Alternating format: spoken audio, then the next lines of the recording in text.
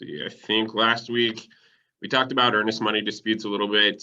So that would be 4.3.2. I think that's where we left off. So unless someone else has a different idea, we'll pick it up at 4.4. So 4.4 is a little bit tricky, and there's been some interesting things that have happened because of the way that 4.4 is worded.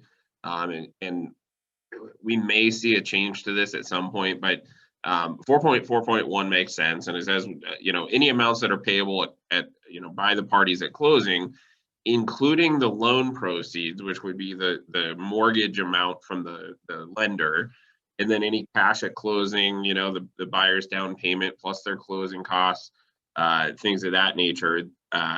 All of that stuff must be in funds that comply with applicable Colorado laws. And so applicable Colorado laws say that all funds at closing have to be in the form of good funds. And then it gives us a breakdown of what good funds include. And so electronic transfer funds, which would be a wire transfer. And just so you guys know, there's a difference between a true wire transfer and an ACH transfer. An ACH transfer is not something that the title company will take. And the reason for that is that it's very easy for someone to effectively undo the ACH transfers even after closing. And so I did have a transaction where I was representing a buyer, and we get to closing, and they were supposed to wire like $110,000 for their earnest money or for their cash at closing. And we get to the closing table, and they're like, okay, yep, we wired the 110,000, and title's like, we're not seeing it. And like, lo and behold, they did in fact wire 110,000, but they did it as an ACH transfer. And title was like, yeah, we can't take that. And so title then had to wire the money back to the buyers. And in the meantime, a wire transfer would take, several hours to go through, but they don't have another $110,000 in their bank account while they wait for the $110,000 from title to get back into their account. And so it ended up pushing us out a couple days for closing. And fortunately, in my case, the sellers were okay with it, but you could certainly see where there would be issues there, particularly if the sellers are holding a backup offer that they like better than your offer or something like that. So just be aware, an ACH transfer does not work. It needs to be a true wire transfer. So wire transfer is good. Certified check, savings and loans teller check, which most people are not going to get, or a cashier's check. And that's, there are some title companies out there who say, we don't even want a cashier's check if it's over a certain amount. So like $25,000 is usually, kind of what the limit is for most title companies as far as the amount of a cashier's check that they will take. So you need to check with the title company prior to closing. Hey, you guys good with a cashier's check, wire transfer? Right? Most people are not going to get that savings and loans check, anything like that. Okay. So then 4.4.2 is where this can get a little bit convoluted and tricky and potentially cause some mischief. And so what it says is that all funds, including the total amount of that purchase price, you see the purchase price is capitalized. Anytime it's capitalized, it's referring to a defined term, and that term purchase price is defined here. And so in this particular case, we've said 400,000. So the full amount of whatever your purchase price is. So what it says, any funds, including the purchase price to be paid by the buyer, must be paid before or at closing, or as otherwise agreed in writing between the parties, to allow the title company to disperse all of those funds. And if they can't disperse the funds, then the non-paying party will be in default. And so effectively what that means is if you get to closing and you're still waiting for let's say the mortgage from the lender. So in our case, right, in this fake example that we had, we said that the buyer would be getting a new loan in the amount of $360,000. And then they would have $4,500 tied up in earnest money, which would mean $35,500 is cash at closing. And then they would have some closing costs on top of that as well, right? And so even if the buyer had their $35,500 plus their closing costs and all that stuff ready to go, if we're still waiting on the mortgage amount from the lender, we can't, the title company doesn't have the funds to allow disbursement at closing. And so what that means is the buyer then theoretically could be considered to be in default. And so what we saw happening there for a little while was, sellers would go under contract for $400,000, and then they end up having someone after they go under contract contact them and say, "Hey, we really like the property. We're willing to pay you $425,000, right? And we'll waive all of our, let's say they're cash buyers, they don't have a loan, they don't have to get an appraisal. Maybe they've already seen the results of the inspection. They're good with everything, right? It's just a super clean cut deal, 425, and it's pretty much a slam dunk. Well, if I have $425,000 on the table and we're under contract at 400, right? I, as the seller, I'm going to go, well, hey, I want to do everything that I can in my power to get rid of this $400,000 buyer so that I can take $425,000 and make the extra 25 grand. And so what listing brokers and sellers were doing was they were going, oh, hey, buyer, we're still waiting on the wire transfer from the lender. And so the title company can't disperse the funds. Therefore, buyer, you're in default.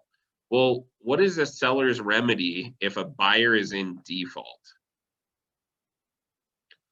Anybody know?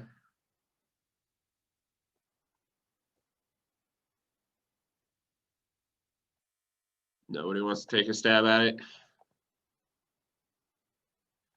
So if we go down towards the end of our contract, it's going to tell us what the, oh man, I let go of it. Hold on. It's going to tell us what the penalties are if a particular party is in default. Okay. And so there's a checkbox that we can check. And hopefully, if you're representing a buyer, I really almost never want you to check this box. Okay. But if the buyer is in default, if you check this box, the seller has the option of specific performance. And specific performance basically means the seller could sue you to perform the terms of the contract. Okay. Alternatively, it says seller can elect to cancel this contract, and all earnest money, whether it was paid by the, paid or not paid by the buyer, will be paid to the seller and retained by the seller. And then, it goes on to say that the earnest money is not a penalty. The parties agree that it's just a fair and reasonable amount, and the seller can recover any additional damages may be proper, or the seller can elect to treat the contract as being in full force and effect. Okay, so that's an extremely risky option for a buyer to check that box.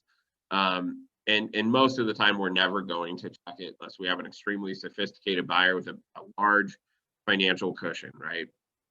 And so, assuming that box is not checked, then the option for a buyer default is liquidated damages. And liquidated damages says that the seller can cancel this contract, and then all the earnest money, whether or not paid by the buyer, will be paid to the seller and retained by the seller. And that's effectively the extent of which the seller can collect from the buyer. And the earnest money is the seller's only remedy. Okay, the seller cannot sue for specific performance or any additional damages. Okay, so in our case, let's just say that this box is not checked, because that's typically what we'll deal with. What this says is the seller can cancel the contract.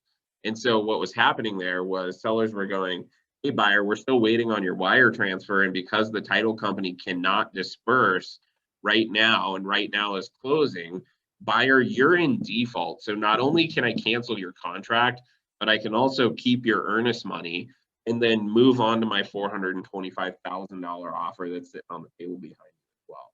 Okay.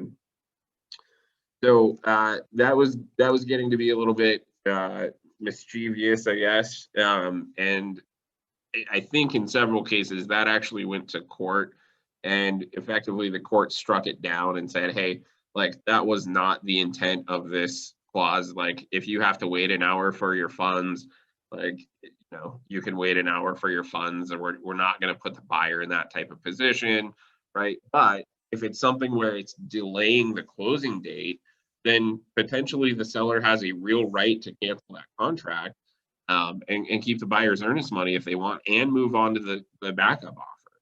Okay, so again, there's a fine line between being smart and understanding what your contract says and using it in a way in which it was never really intended to be used. And so if you get a seller in one of these positions where they go, hey, I read the contract and I think that I should have a right to terminate the contract because we were supposed to close at 10 o'clock and we're not going to have the buyer's funds until noon, right? Like, so I'm going to terminate the buyer's contract. If you run into one of those situations, please run it by us first before you just like put something in writing and have your party sign it.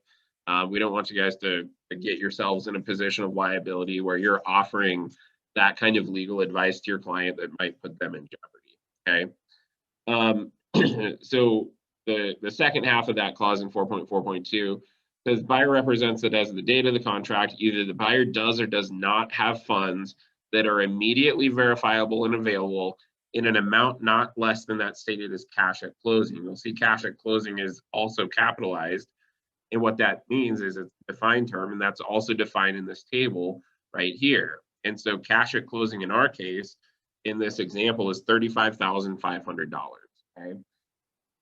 And so what the question is asking is, does the buyer have, verifiable funds in an amount not less than 35.5 for our particular situation? Okay. So what does it mean for those funds to be immediately verifiable and available? What does and what doesn't count? So if you have a buyer who has, let's say in our case, again, cash at closing is 35.5, and our buyer has a brokerage account where we're currently invested in Apple stock, and they have $250,000 worth of Apple stock that they can liquidate. Do they have $35,500 that is readily available and verifiable? What do you guys think? I would say in the Apple stock, no.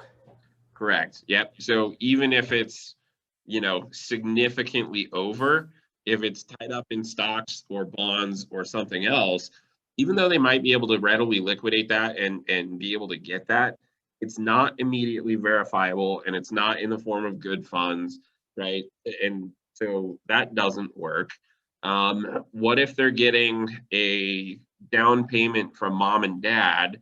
Mom and dad are not on the contract, but mom and dad are willing to give the, son or daughter or whatever, up to $50,000 for the down payment plus closing costs, all that stuff. Buyer's the only one on the contract, not mom and dad. Does buyer have $35,000 immediately available, verifiable, or no?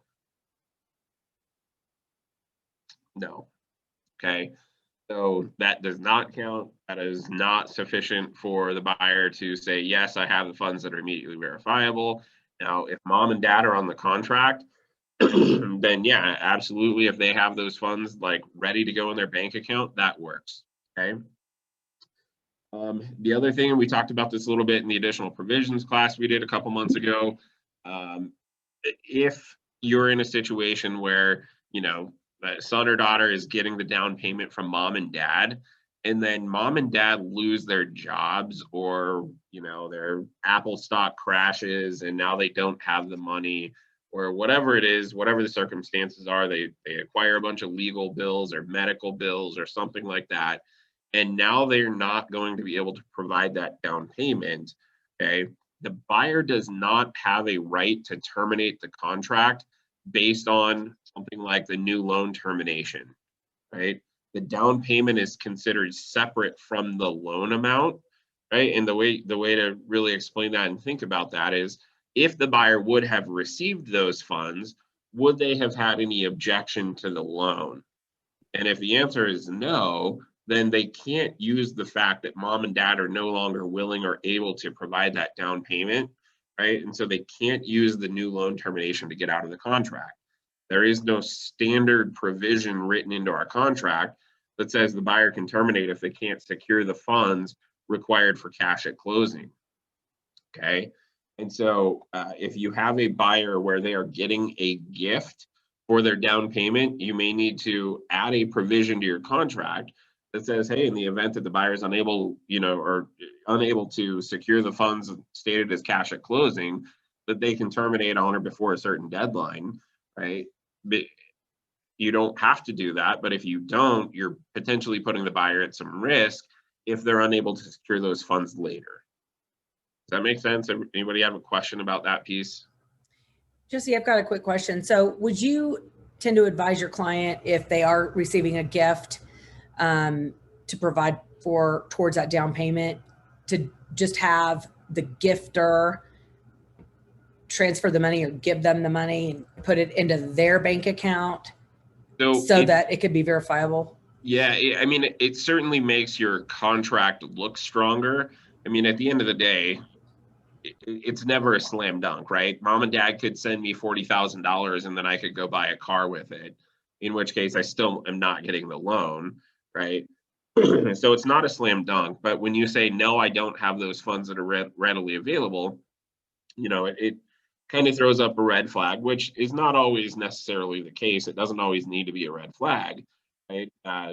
Another perfect example would be if your client's funds are tied up in their current home and they have to sell their home in order to put, their $35,500 down or whatever our number is, right?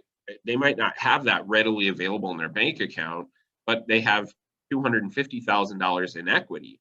Well, as soon as they sell, they'll be able to use that equity to pay, $35,000, but they still don't have it readily available if it's tied up in the equity in their home. And so, kind of going back to your question, I mean, does it make sense or does it not? Yes, but does mom and dad want to, do they actually want to transfer $40,000 into their kid's bank account in order for them to buy a home or no?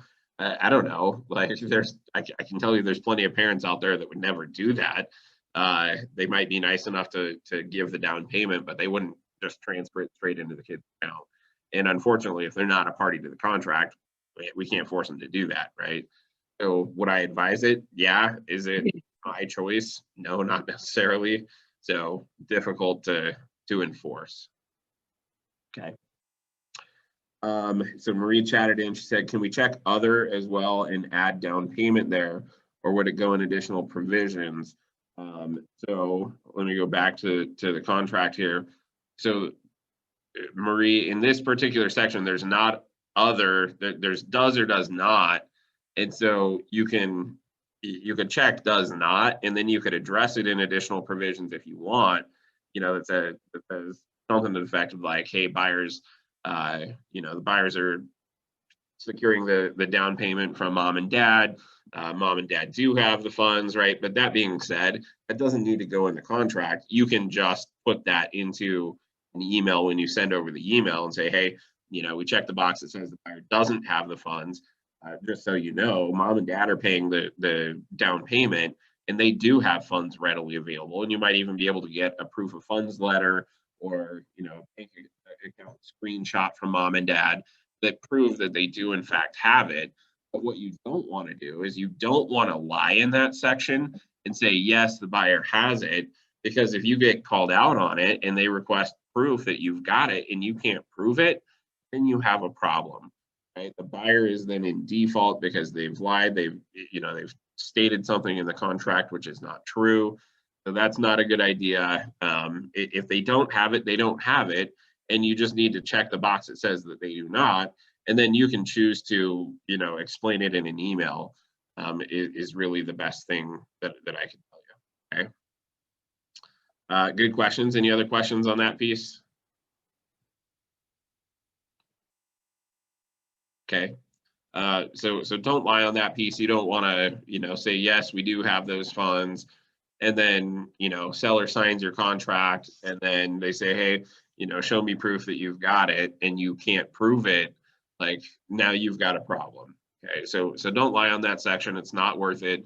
Just check the does not box if they don't have it and then explain it in an email. You're good. Okay.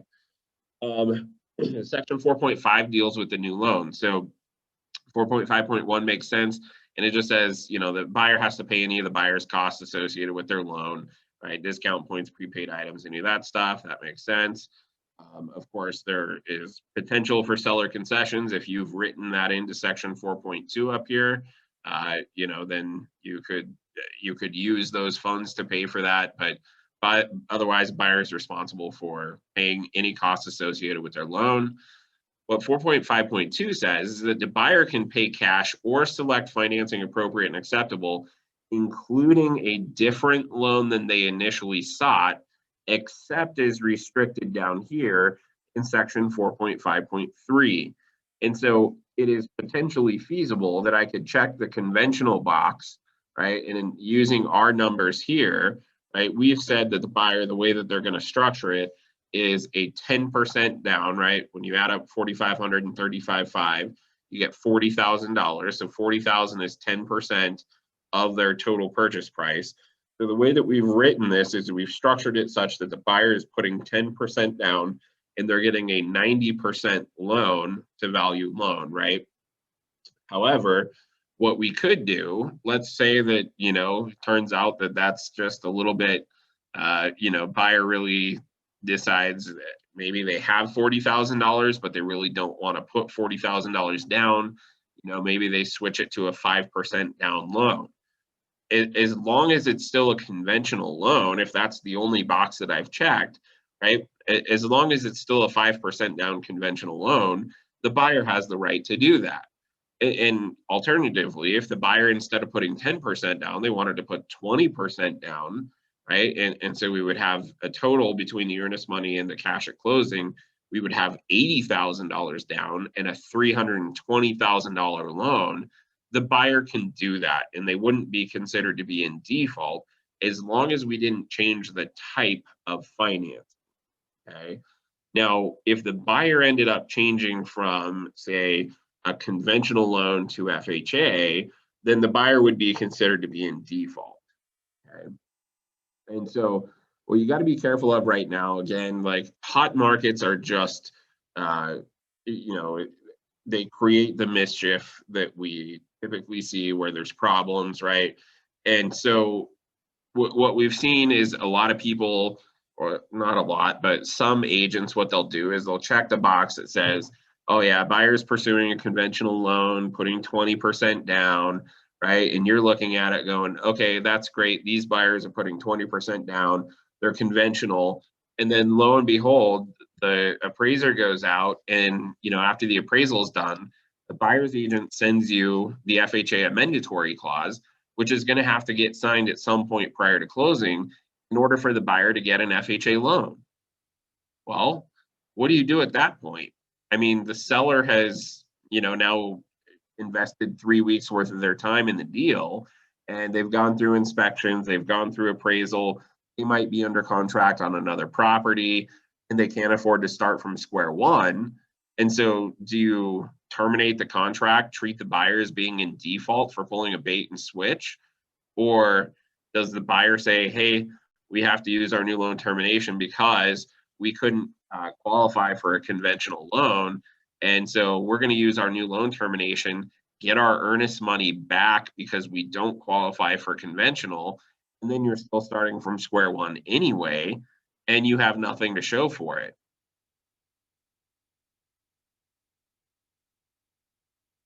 That's a lame position to put your sellers in, right? So what do you do? How do you prevent it? Have a conversation with the lender before you go on contract? Absolutely. Yep. So, and I'll tell you, even if you have the conversation with the lender, in some cases, there's lenders that are full of crap too. So you got to be careful. You really got to press them hard, right? And if they're saying, hey, yes, I have 20% down and I'm doing conventional, if that is a material piece of your seller's decision, right? Typically, we think of a proof of funds letter being associated with a cash offer and a pre-qual or a pre-approval letter with a financed offer, right? But I might ask for a proof of funds letter showing that they actually have 20% down and they're not going to be pulling a bait and switch on me later. Okay, so ask for a proof of funds, have the conversation with the lender, right? Ask the lender, hey, have you verified their taxes? Have you pulled their credit? Right? Have you verified their income, their employment, all of these other things? Because otherwise, what are you going to do? I mean, yeah, you signed a contract, and yes, you might be able to treat the buyer in default. Maybe the buyer is able to just say, hey, we no longer qualify for a conventional loan. We do qualify for FHA. Do you want to switch to FHA or do you not? Right? Like, what do you do at that point? You're 3 weeks deep into the deal. Some sellers might have the ability to start over with nothing to show for it. Right? Some might say, hey, I'm willing to pursue the buyer for the earnest money and we'll fight it out. But in many cases, the seller doesn't have a choice at that point. So do your due diligence up front before you sign the contract, okay? Because there's a lot of bait and switch going on right now.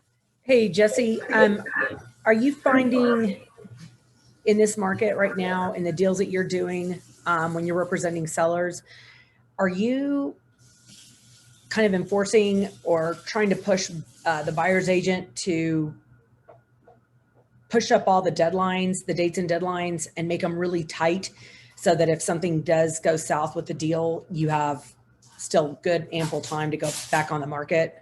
Yes, and the thing that I will tell you is that even if that's the case, it is difficult to get back up to the level where you were at with your first position offer once you go back onto the market. Once you go back onto the market, you're not going to have the activity level that you had the first time around. You're not going to have the leverage, and I'm just generally speaking, you might in some cases, but in many cases, you're not going to have the multiple offers that you can use to leverage them up against each other, right? All these other things. And so even with the short dates and deadlines, if you go back onto the market, in many cases, you're going to be taking a worse offer regardless. Okay. So, yes, it certainly helps to do that because it allows the seller a little bit more flexibility with respect to what happens instead of like, hey, we're 5 days away from closing and now we get blindsided, right? And the seller's already made all the other plans, all of their other dates and deadlines have passed, everything else. What do they have to do? There's no option for most sellers in that case. So yes, you can shrink them down. And just kind of as a sidebar to that conversation, something to be careful of and be cognizant of is when you're representing a seller, one of the popular things for buyers to do right now in a multiple offer situation is to completely waive the inspection. Okay. Now that sounds good for a seller from a seller's perspective to have a buyer completely waive the inspection objection, the inspection termination, and the inspection resolution, right? And I will tell you, most of the clauses associated with inspections don't mean anything. The ones that say, oh, the buyer has the right to do it for health and safety and structural and all this other stuff, because those terms are not defined in our contract. But if they completely waive all of those inspection deadlines, right, and they're truly waiving it, from a seller's perspective, you go, oh, that's great. We're not going to have any hiccups as far as inspection stuff goes. But at the end of the day, what you're really doing is you're putting the seller in a position of huge liability, because if the buyer has no opportunity to inspect the property, they're effectively relying on the seller's written disclosure. And if it's not in the property disclosure and it's not in writing somewhere, then it's almost like a green light for the buyer to sue the seller and say, hey, you didn't disclose this and we found this to be wrong with the house. We believe that you knew about it and therefore we're suing you for failure to disclose an adverse material fact, right? At least if the buyer has an opportunity to do an inspection, then, if they choose not to do it, you can at least say, hey, we gave you an opportunity to inspect. You chose not to do it, right? Or we gave you an opportunity to inspect the home and terminate if you didn't like anything. Maybe we took away your right to object and therefore we didn't need a resolution, but we still let you have a right to terminate the contract if you found something that was just so bad that you couldn't live with it, right? And so yes, shrinking down those dates and deadlines is good. Completely waiving the inspection is probably not really in the seller's best interest. And if they really want to do that and they think that that's a good idea, I would sit there with them while they fill out the property disclosure, ask them every single line item, every single one of them, make them put, really make them think like, hey, is there any issues with this? Is there any issues with that? Like, let's go through the whole thing together so that I know you're actually looking at it, that you're not just, you know, I think a lot of sellers don't take the property disclosure seriously, right? They want to go, oh, hey, the less I put in here, the better, because I don't want to tip the buyer off to whatever. And at the end of the day, that is the wrong mindset to have. The more that they put in there, the more that they protect themselves from future liability. Because if they've disclosed something, the buyer can't turn back and say, hey, you never disclosed this, right? So if they want to take an offer where the buyers have completely waived the inspections, I would really push the property disclosure hard. Like most of the other deadlines, yeah, squeeze them down as much as you want.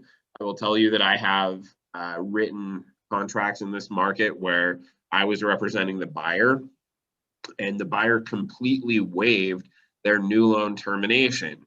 That yes, they were getting a loan, but they were removing their contingency to terminate based on not being able to get the loan. Okay, there's no harm, no foul with that. Well, I shouldn't say that. There is risk associated with doing that, because if they don't get the loan, they lose their earnest money, right? But from the perspective of talking about it like the inspections, right? It doesn't put the seller in a position of liability when we're talking about taking the buyer's right to terminate based on the loan away. Okay, but buyer's comfortable doing that, fine. Now, do I trust most lenders to do that? Absolutely not, right? I've just seen enough. I've seen enough terrible lenders in our industry, unfortunately, who tell you, "Oh yeah, you're golden. These guys are great," and then lo and behold, like you have to terminate for whatever reason. So be very careful about doing that. Make sure that you have, a good conversation with your client. Make sure they understand the risk if they're doing that. Make sure that you trust that lender. Which is difficult to do if you've never worked with them before, right? So just be very careful. But I will tell you, even shrinking down those deadlines in some cases is not enough to get your client's offer accepted. In some cases, completely waiving it is maybe enough to get them on the table. And in some cases, even removing those deadlines completely doesn't help either. Okay. There's horrible lenders out there. Do tell. Funny. It sounds like you have a personal experience from a recent deal, Gary. I have no idea what you're talking about. Yeah, Gary and I just closed the deal together, and yeah, talk about a terrible lender. Yeah, they blamed everything on the appraiser, and it was pretty clear that there were plenty of missteps by the lender as well. So, yep. In that case, if the buyer would have waived it, potentially buyer could have been out to earnest money. We were able to get it closed. We needed some extensions, whatever, but it would have been very risky for us to waive it on that deal. And that was not my preferred lender that I typically work with. That was one that the buyer chose. And fortunately, we didn't waive, that deadline.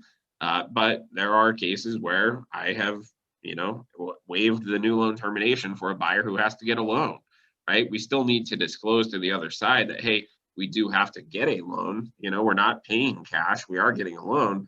We're just removing our contingency to terminate. So for whatever reason, it doesn't close based on the loan, then buyer's okay walking away from their earnest money. Okay. Another sidebar to that conversation is that we cannot use the new loan termination based on a low appraisal, right? So if the appraisal comes in low and you had passed your appraisal deadlines, and this is for a conventional loan only, forget about FHA and VA for a second, but conventional, or let's say a USDA loan maybe, if the buyer passes the appraisal deadlines and then they get a low appraisal, they can't go, oh, hey, we're using the new loan termination to terminate, because we got a low appraisal and therefore we can't get the loan at this point. No, we have an appraisal provision in our contract, which is for the appraisal.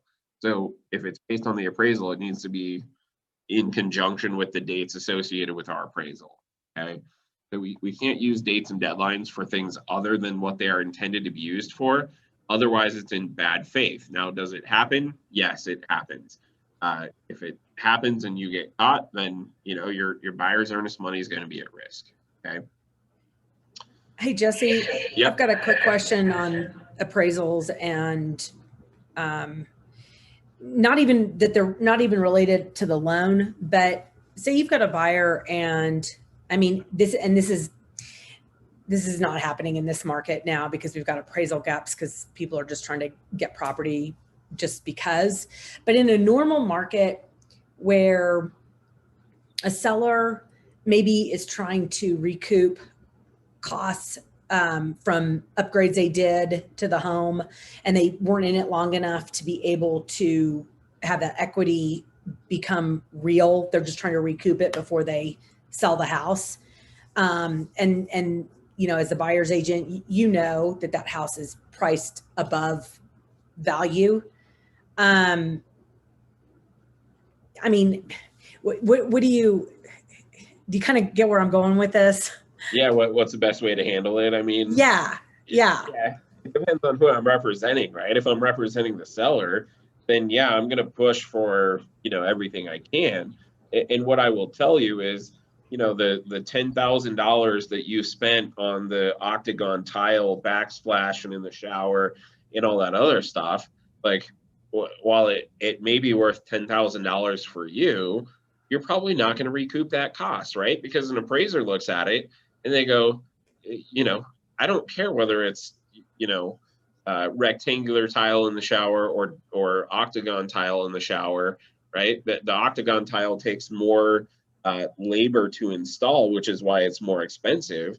But from a functional standpoint, it doesn't provide any extra function, right? And so from an appraiser's perspective, I really probably don't care what the tile looks like, right? If the tile is functional, the tile is functional, regardless of what shape it is. Okay. And so that doesn't mean that I'm not going to try to point out upgrades to the appraiser, right? When the appraisal happens, right? I might say, hey, you know, we spent all this money on upgrades and whatever, but a smart appraiser is going to go, yeah, I'm sorry that you spent 10 grand on tile and you're maybe going to see $500 back or maybe it's just zero, right? That's not my problem. And so, you know, the better conversation to have is try to head that off at the beginning when they're building the house of don't overdo it when you're at the design center with things that aren't going to add value to the property, right?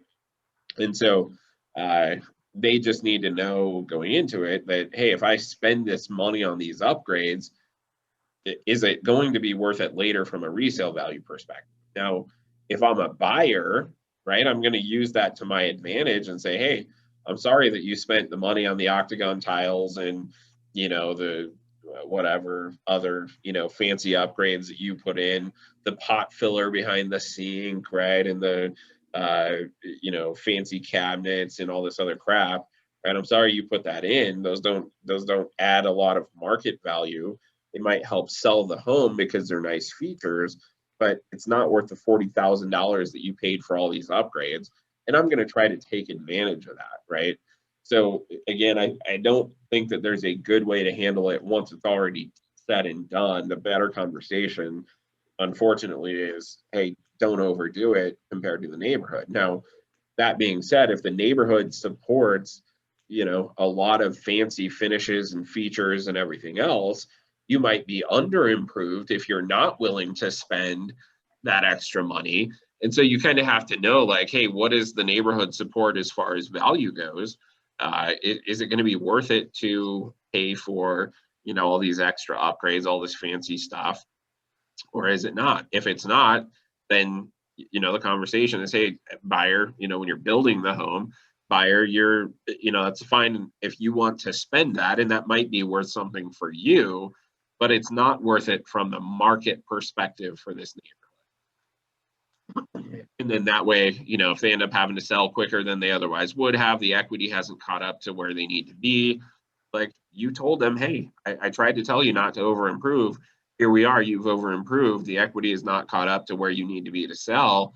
Like I don't know how to help you other than you're going to be bringing cash to close. Right. Do you have, I know a few years ago, I got the packet that was titled Value versus Profit, and it's something that I've given to my sellers if they're thinking adding a porch or adding this or redoing that. Actually states whether or not it'd be worth it in the long run.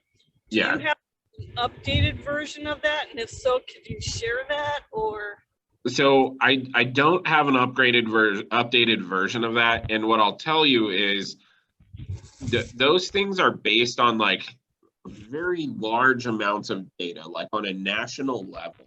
Right? And so they might say, hey, if you do a kitchen remodel, let's say, they might say, hey, you do a kitchen remodel, you're going to see 65% rate of return, right?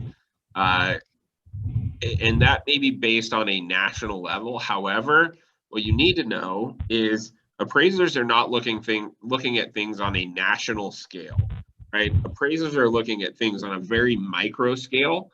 And so they're looking at homes, particularly in, whatever the subdivision or the neighborhood is, right? And we'll talk about that just so you guys know. I'll be doing an in-person class this Friday. So it's not going to be on Zoom. So I apologize to the folks down south. But this Friday from 10 a.m. to 12:30, we'll be doing a market analysis class. We'll talk about this stuff in a little bit more depth, but appraisers are going to look at a very micro level and they're going to say, based on what you put in, is that supported by this particular neighborhood, regardless of whether the national average might net you a 65% rate of return, right? And they will look not only at, hey, you did a kitchen remodel, they'll say, yeah, you may have done a kitchen remodel, but did you use finishes and features that are supported by this particular neighborhood, right? If you are in $1 million, neighborhood, which, I mean, what's not $1 million these days? Everything practically is, selling for crazy amounts, right? But, your typical custom neighborhoods, right? If you tear out the old kitchen and then, no offense to anyone who has oak cabinets, but if you put in builder's grade oak cabinets, like, it doesn't matter that you did a kitchen remodel, you may have just taken the value down, right? And so you have to be able to, look at what does the neighborhood support as far as value goes, and is the value there or is it not, based on what the finishes were that were chosen. Okay, so that's kind of a loaded question, but that being said, I don't rely too much on those, cost versus value breakdowns, because at the end of the day, it's going to be specific based on that particular neighborhood, right? Is it worth it to do a kitchen remodel or is it not? Well, just because you have a 10-year-old kitchen, if your 10-year-old kitchen was, advanced for its age, when it was put in, then it may not be worth doing a kitchen remodel, right? And upgrading to the latest and greatest stuff if the other homes in the neighborhood all have similar kitchens to what yours already has. So does that make sense? yep, thanks. Jesse, isn't that the same almost with a basement? I mean, you're going to spend $30,000 for to do your basement, and you're only going to get 20 to 20 whatever the new rate is for an appraisal. Yep. So in many cases, the basement is not going to be worth it, to get the basement finished, unless you can get it done at a fairly significant discount. When you look at what an appraiser might adjust for, for basement finish, you'd be surprised that it's not very much. So typically you might see, I don't know, call it $10 to $15 on average for basement finish. Okay, so if you're comparing two homes, one has a completely unfinished basement and one has, let's say, 1,000 square foot basement, which is completely finished, they might look at that and go, okay, we're going to take, let's use $15 per square foot times 1,000 square feet. That 1,000 square foot basement, the appraiser is going to give you $15,000 for a value adjustment based on that, the fact that your basement is finished and the other one is not, right? Well, how much do you think it's going to cost to finish 1,000 square foot basement with a bedroom, a bathroom, right? A wet bar and a rec room, or, you know, an open, you know, living area or whatever. Like, how much would you guess that that would cost in today's market? Probably at least 40 to 50. Yeah, I mean, my Yeah, at guess least. yeah, my guess would be 40 grand, right, for a basic, you know, basic basement finish. And certainly you could blow the budget and spend well over that too. And so unless you can finish it at a significant discount, right, you have family or friends who are in the industry. And I'm not talking about like DIY. I watched a YouTube video and I can finish a basement. And I'm talking about making it look professional, getting it permitted, all those other things. Right. And if you can do that for a discount, then maybe it's worth finishing your basement. And in other cases, it probably is not. Now, the caveat there is that what you'll find in some neighborhoods, in some cases, depending on the timing of the sales of the comps, what you might find is you might find that homes with basements, you know, that are truly comparable might be selling at 550,000, and homes without finished basements are selling at 500, right? Well, in the appraiser, instead of using these ones with unfinished basements, hopefully they use the comps that are, you know, more similar, that have the finished basements in them, right? And then your starting point is going to be 550 and adjust from there up or down based on square footages or the fact that only 80% of the basement is finished or whatever, right? So your starting point is higher because other comps that are truly more similar are selling for more. But in some cases, you don't have those comps to support it. Your only comps might be other homes that have unfinished basements, like, and that's your starting point, then you're going to be stuck with getting $15,000 in value for the finished basement because the neighborhood doesn't support having a finished basement because there's no other comps that have sold that would support that. Okay. So is it wise if it's a deal breaker for your buyers to not have a finished basement, really advise them, you know, let's look at homes that only have finished basements, because finishing it on the backside is going to be a lot more costly. Plus they can't even, their mortgage is already set. They can't even roll it into their mortgage, right? Well, so a couple things. One, in most cases, they are not going to be able to roll it into their mortgage. Now, Right. There are some products out there, for instance, like a 203K loan, which is typically what we refer to as a renovation loan. So if they're doing a renovation loan, then part of the mortgage is, you know, used for making improvements to the home to renovate the home. So that is a potential option if you have the right type of loan. That being said, most lenders won't touch 203K loans. And so you'd have to have the right lender to do that. You know, the circumstances have to be right. The value has to be supported, and all these other things. And so, you know, kind of the first part of your question is, would you then advise them, because an appraiser may not assign the value, would you advise them to maybe only look at homes that already have the basement finished? And I think the answer is just that it depends. There's not a one size fits all answer there. For some people, they might say, hey, I really don't care whether an appraiser assigns value for it or not. It's worth it intrinsically for me to have the basement finished, even if I have to pay for it out of pocket, right? And if they can afford to pay for it out of pocket, and they understand that the value may or may not be there in the short term, well, if I'm going to be there for 20 years, you know, or at least if that's the plan, then who cares if I spend an extra $10,000 or $15,000 on the basement to get it finished, if that's what I need. And otherwise the property is the perfect one in a short inventory market where there's not a lot of stuff available, it might still be worth pursuing that home for your buyer, right? And so I think we just have to advise them of the pros and cons. And if they're okay with it, then I don't care, I'll still sell them the house. Okay. Other questions on that? So you I'll go ahead. have a seller who's wanting to know and asking you on whether or not to finish their basement. I'm thinking just off the top of my head, would you advise them to get an appraisal and then ask the appraiser what the difference would be if they were to finish it? And, obviously it's in that neighborhood, so they'd have a more exact answer for them as far as whether or not it'd be worth it for them to do it. I mean, what would your response be? Yeah, good question. So is it wise for them to pay for an appraisal or is it not?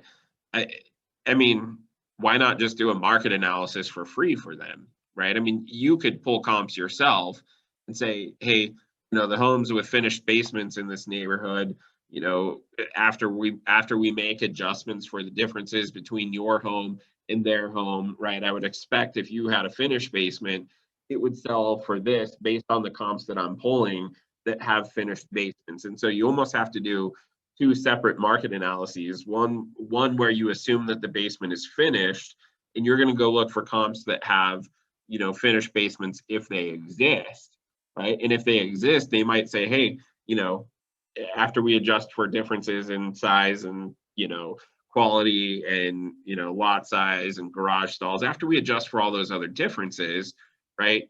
I expect, if I were to do a market analysis, assuming that your basement was finished, I would assume that I could sell it for $550 based on what comps with finished basements are selling for, right?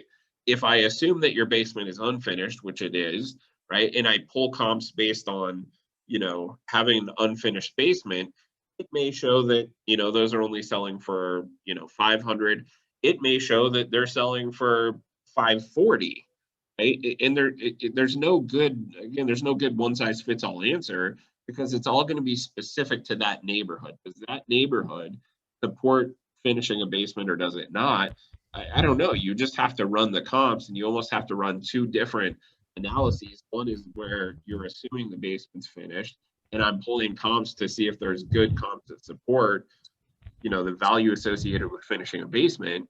And on the flip side, I'm going to run a second one that says, hey, are there comps available that show that, an unfinished basement is, worth more or less or whatever. I don't know. I mean, it depends on the neighborhood. You'll find some that, all of the basements are finished. And if you have an unfinished basement, like maybe that's a deal breaker for a lot of people in that particular neighborhood. And so maybe it's worth getting it finished, right? And on the flip side, if you're in a neighborhood where none of the basements are finished, right, then all of your comps are going to be using homes that have unfinished basements. And so then trying to add value for, basement finish, you're not going to have that starting point of $550. You might have that starting point of $500, and then you're given $10 to $15 per square foot for basement finish on top of it, because the comps don't support it, right? And so it really just depends. And that's super frustrating for a lot of real estate agents when they talk to appraisers, right? They start asking appraisers like, hey, what would you assign as value for a finished basement or an extra bathroom or whatever it is? In most cases, a good appraiser is going to say, well, it depends, right? And they're not wrong. It does. It just depends on what does that particular neighborhood support. And without going through a full analysis, it's very difficult to determine just off the top of your head to say, yeah, I think a basement's worth $15,000 in this neighborhood. Right? It just doesn't work that way. Great, thanks. Yeah, Okay. and it's really cool. So Jesse, so Yeah. if you get, let's say, $15 for, let's say, a square foot in the basement, Yeah. can you add for like a bathroom? So if you added a bathroom to that 1,000 square feet, would that get some additional money? So some appraisers will adjust for that and some won't. I typically do, and I'm not an appraiser, guys. I have seen 1,000 appraisals, right? And I actually review them at a level where I'm breaking down and looking at, okay, what did the appraiser adjust for? And how did they come up with those adjustments? What numbers, what hard numbers are they actually using when they're adjusting for value? And what you'll find is it's not what you think it is. Okay. And so if you're able to make it to the market analysis class that I'm going to do on Friday, it's going to be at the Fort Collins Market Center. We'll get much deeper into that. So I think that will be eye-opening to a lot of people. So plan on attending that if you can. You do not have to sign up somewhere, but it is in Fort Collins. So I realize we have some Castle Rock people on the call. I will do a class down south at some point. You're not forsaken. I know some people on the call have in Castle Rock have been to the class that I've done down there. Angela was at the last one that I did. So, come and it will be an eye opener for you. We'll talk all about appraisals for 2.5 hours. We will review a real appraisal. We'll talk about how to adjust, right? So It's a great class. We'll table. I wish I could go again. I'll come back down at some point and do one next month or two. So good. But yeah, we'll table the appraisal discussion if that's okay, and we'll get back to the contract. Come on Friday if you can. Okay. Okay. So the other thing with regards to 4.5.3 is that it is possible to multi-select boxes here. And so if you're really not sure whether you're going to be getting, let's say, an FHA loan or a VA loan, you can multi-select both of those boxes. Or if you're not sure whether you're going to get a conventional loan or an FHA loan, you can multi-select those boxes. Okay. Now, what I'll tell you, and a lot of you guys know that my house is currently on the market. We're under contract. And one of the offers that we got was a VA offer. Well, they checked the box that said VA, and they also checked the box that said conventional. Okay. And then, I don't even remember what they put as far as the down payment goes. But when I called the lender it wasn't USAA, but it was one of those types of lenders that caters to vets. And it turns out that this particular lender only does VA loans. They do not do anything other than VA loans. Okay. And so to me, right, what it looks like to me is the buyer is trying to lie about what type of loan they're doing because they perceive that a VA loan looks weak against other offers. Okay. And I would almost just rather prefer that they just put VA so that I know that they're doing VA instead of lying to me up front. If they're lying to me up front, what do you think that I'm going to feel about the rest of the transaction with these people? It's not worth it, right? I don't want to get under contract with somebody who's lying to me from the get-go about their financial position. And that doesn't, I've had all sorts of people blow back about, oh, you don't support vets and everything else. If you know me and you've been to my home, you know that I support vets as much as the next guy, right? You will not find a bigger supporter. That being said, we have to advise our sellers and let the sellers make the decision, right? And all else equal, if you have a VA loan and a conventional loan, one person has 0% down and one person has 20% down, who's the better qualified buyer? In many cases, and not all, but in many cases, it's going to be the conventional offer, right? And on the flip side, there are some people who say, I don't care whether they're the most qualified. I want to throw a bone to this vet because they are a vet and, that's important to me and I want to give them a shot. There is nothing wrong with that. I support a seller's decision to do that, right? If that's what they want to do, that's okay. But lying about their financial position up front, right, it just makes me skeptical of everything else moving forward in the transaction, okay? And so even though they had the highest price, right, we really pushed them as far as questioning their agent and all this other stuff up front. And lo and behold, we basically got the guy to admit that, hey, we really have no intention of paying that price. Once the appraisal comes in, our plan is just to object and have you drop the price to whatever, and we'll give you $5,000 on top of that. Well, that wasn't written into the contract anywhere, right?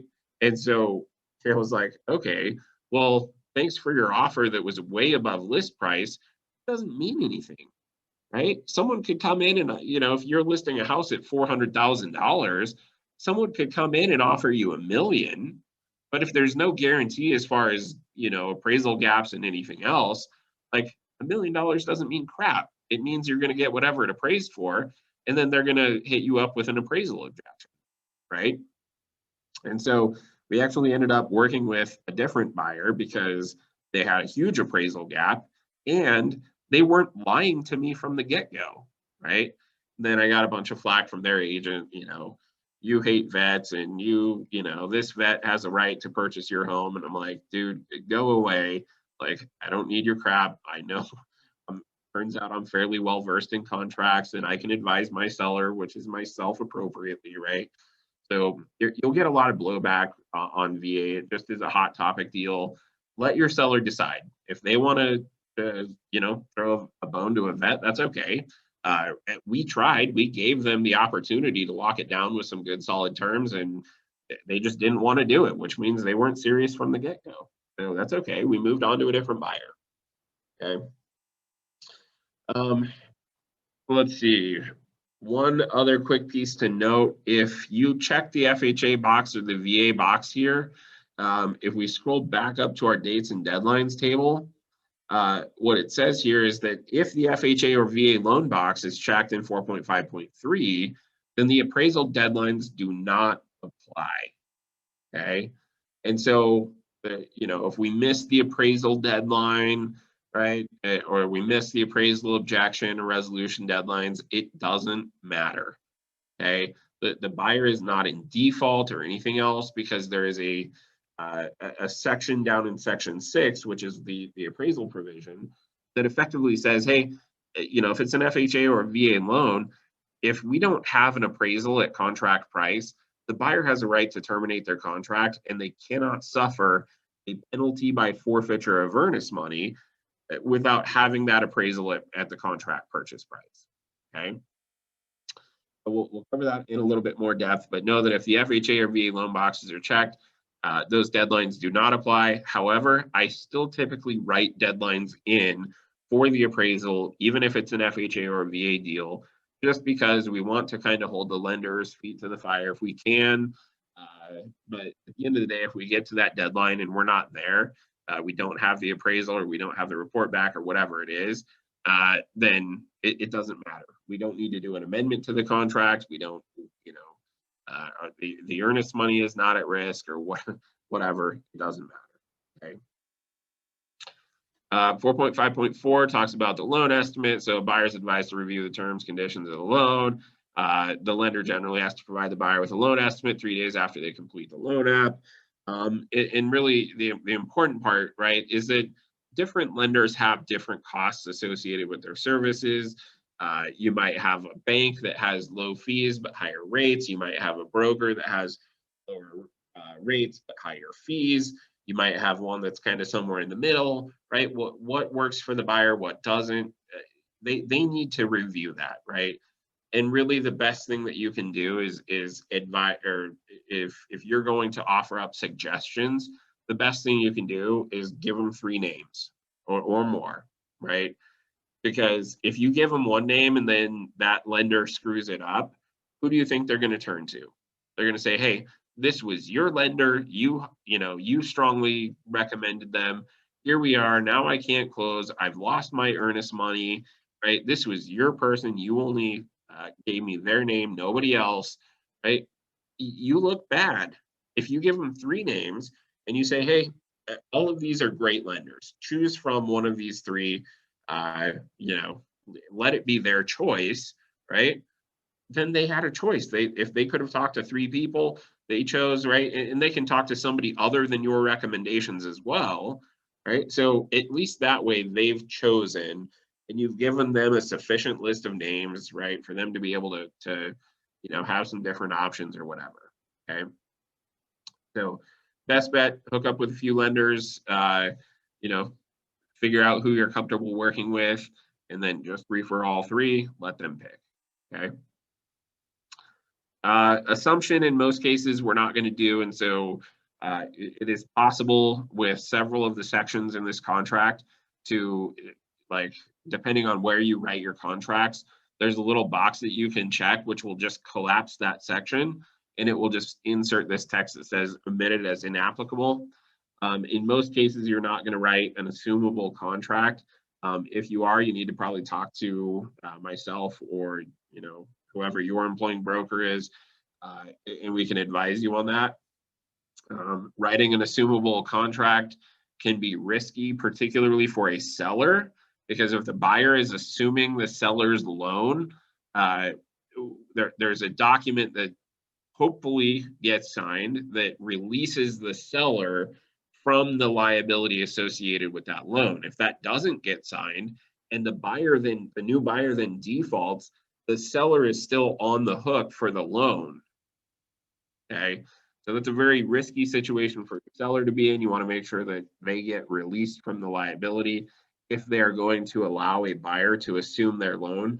If you're not familiar with assumptions, assuming someone's loan is basically just saying, we're going to allow the new buyer to take over our current loan on the property. Okay. Hey, Jesse, yeah. how many, have you done any deals where there's been an assumable loan like that? No, because so we may start to see them a little bit more moving forward. The reason that it doesn't make sense, right, or historically, right, so when I got into real estate, it was 2008, and the prevailing market rates in 2008 were like 6.5%, 6%, somewhere in that range. And what has happened to interest rates since 2008? Just generally speaking, trend line is that they've dropped, right? And so if current rates are 4%, it doesn't make sense for me to assume a mortgage at 6%. Sure. Okay. Now, where we're at right now, we're still at or near historic lows. Yes, they've gone up a little bit, but they can't go down much further, right? And so moving forward, and in an effort to potentially combat inflation, we might start to see rates ratchet up a little bit. And so moving forward, we might start to see that trend line reverse where we're going to have rates that start to tick up. And if we do, then it might start to make sense to assume mortgages, right? Because if market rates are 5% and someone has a 3% loan on the property, then it's more attractive to be able to assume their 3% loan and take out a new loan at 5%. So it might become a little bit more of a thing moving forward. That being said, most people just are not comfortable enough doing it, particularly sellers, that even if a buyer is wanting to do it, most sellers don't want to deal with it. Okay. So I doubt it's something you're ever going to do, but it might be something that we start to see. Josh chatted in and said, do lenders allow that? There are certain types of loans that are assumable. Yes, there are also certain types of loans that are not assumable. And so, knowing what type of loan they currently have and is it assumable or is it not, it is important. So, for instance, VA loans are assumable loans if all of the right criteria are met, right? But whether the seller wants to allow a buyer to assume that loan is a little different situation. And, is the seller going to be released from the financial obligations associated with that loan or no? If they're not, then I probably under no circumstances would say, allow the buyer to assume the loan. Okay. Let's see. On the flip side, there, seller or private financing is a little bit different, and you can also collapse this section. I left it, visible for the purposes of today, but in most cases, you're not going to do seller or private financing either. However, in some cases, it just might make sense, and so a good example would be if you're selling your home to, let's say, a dentist or a doctor, and they've just opened their own practice, let's say 18 months ago, okay? If they opened their practice 18 months ago, they probably have a pretty good idea of where they stand financially. Is their business going to survive or is it not, right? And probably they're making pretty good money at that point, okay?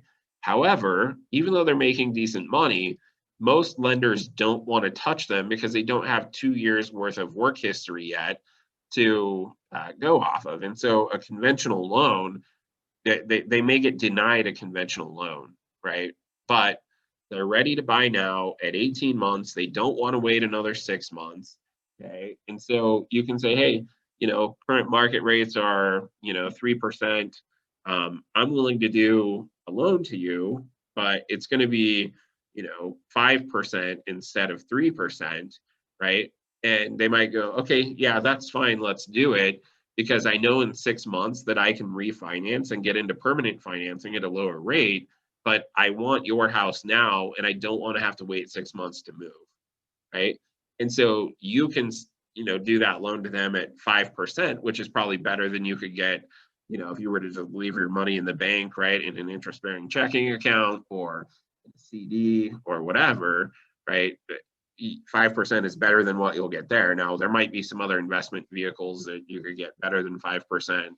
But I don't know, anybody follow like crypto pricing? You guys know what's happened to crypto recently?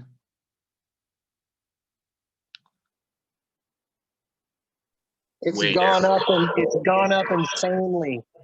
Well, it had, but recently China's cracking down on crypto.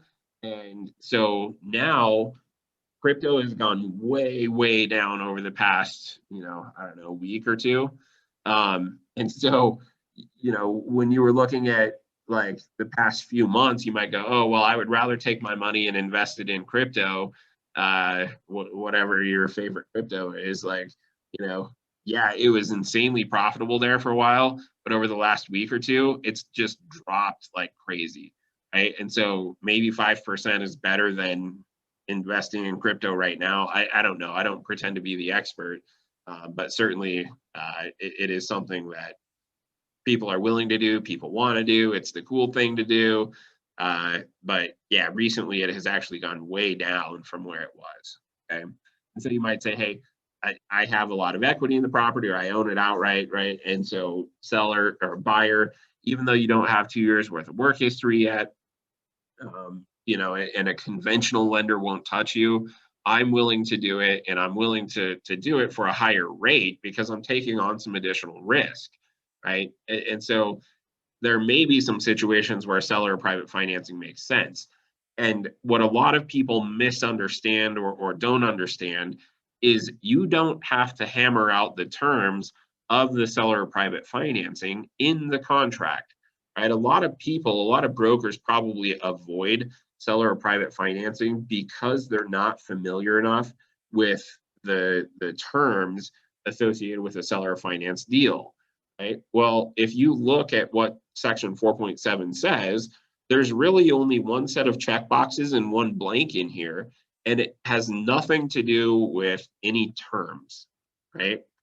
All it says is, hey, unless the transaction is exempt, there's federal and state laws that, are associated with financing, right? Contract provisions and all this other stuff should be prepared by a licensed attorney or a licensed mortgage loan originator. So you as broker should not prepare or advise the parties on the specifics of the financing, including whether or not a party is exempt from the law, okay?